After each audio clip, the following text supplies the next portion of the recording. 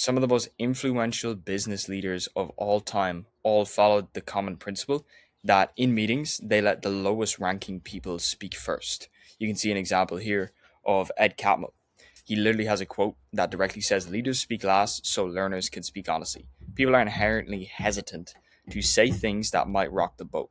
Strategic minimization of being kind, not nice. I'm going to get into what that last line means in a minute after I walk you through the other lessons and pretty much everything that happened in the week of July 19th, I'm pretty sure. All the lessons, things that happened, the mistakes that we made so that you don't have to within your business. My name is Colin Pettit. I'm currently COO at the Place Club with James Galligan. I work with James every single day on high level strategy for the business and then lead execution in terms of date or team communications, systems, operations, everything like that. I'm making these videos again so that you can learn the lessons without having to make the mistakes that we did by just documenting the inputs, outputs, calls made, all with the attempt of attracting talent, opportunities, and network. Let's just get straight into it. A couple of the different decisions that I made this week that will trickle down to the lessons, which I'll kind of give you right at the end here, just so you have context on where they came from and more tangible examples. Fixing the cause rather than the symptoms. Certainty, certain closes lost. Yeah, so, okay. So we had a couple closes that were lost this week.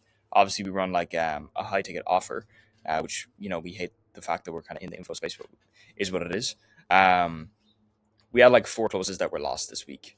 And we're scrambling, like, why is this happening? Why are we losing the closes? Before, yeah, this is really important. Before saying to an A player, the closer on our team, this is your fault, why they're not closing.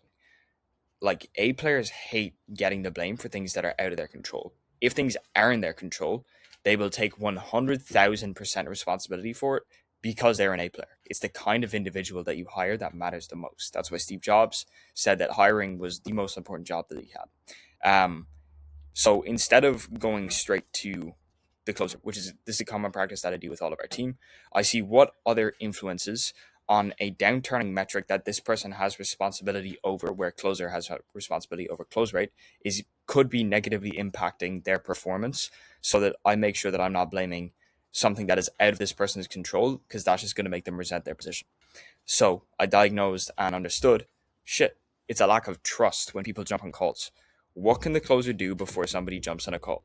They can follow up with them. Yeah, they can do this, they can do that, they can dial them up, but we have setters already. So I got down to the root cause, lack of trust.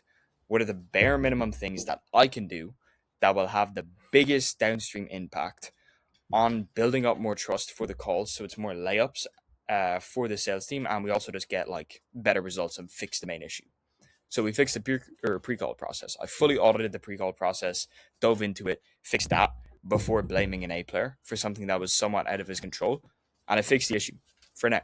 So I ended up not having to blame an A player, make them resent their position, and I'm kind of rambling, so I'm going to move on. Auditing ownership. When creating leaders, always assign ownership. Symptom of fast-moving business is responsibilities change. This is huge, especially when you're in the beginning of business and you're working with A players. You want to assign ownership over specific outcomes, and if you have real A players and you're giving them the like minimum support that they need, ownership will drive them to create the outcome. When you're in small business, you got to let the small fires burn.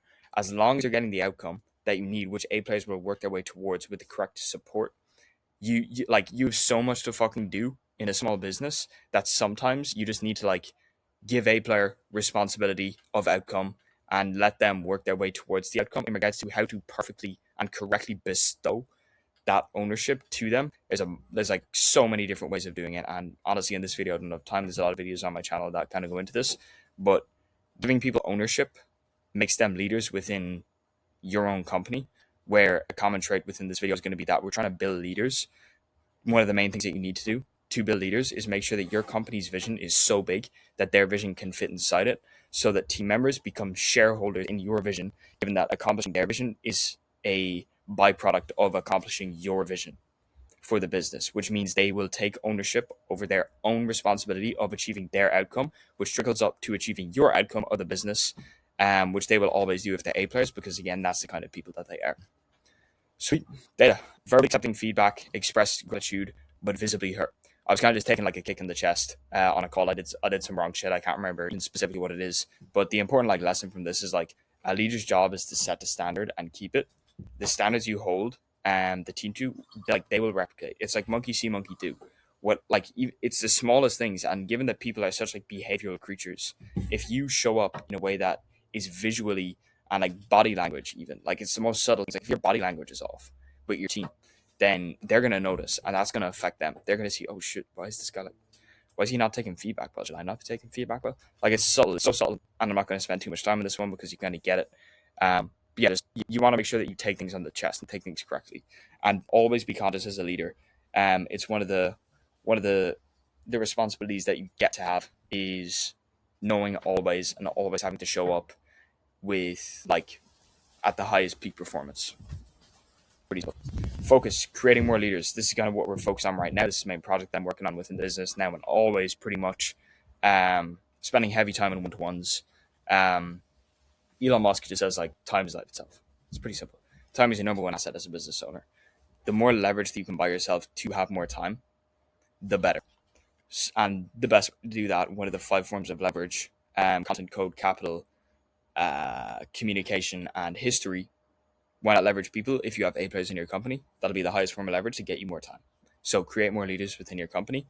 Let the company run itself. Cameron England is actually really, really good at this for agency specific. Conversations, planning future one-to-ones.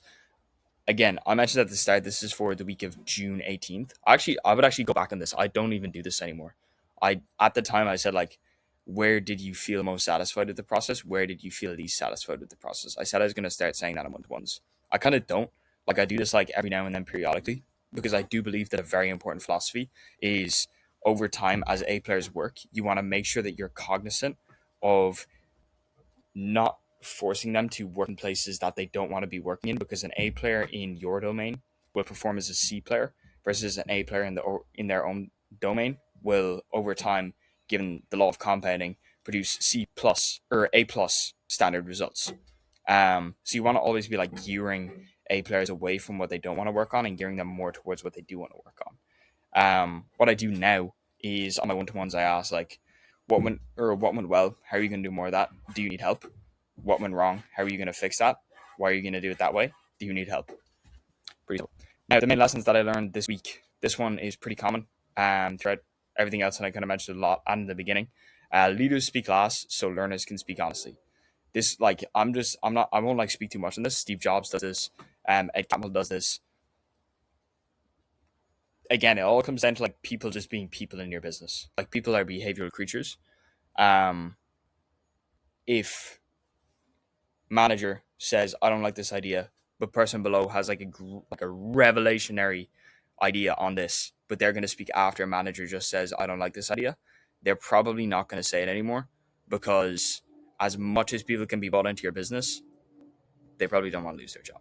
You know, it's pretty simple. Like they could be like seen their response and reinforcement of the idea that the manager just said that they don't like could be perceived as I'm trying to go against my manager kind of thing, and they just don't want to do that. It's just how humans are, you know. So why stack the cards against you when you could just like formulate your meanings in a different way? It's pretty simple. This one is Christian Shoot, one of my personal mentors. Christian, my guy. The energy to reward ratio. People don't leave because it's hard. They leave when the energy they're putting in returns less reward than they could get elsewhere.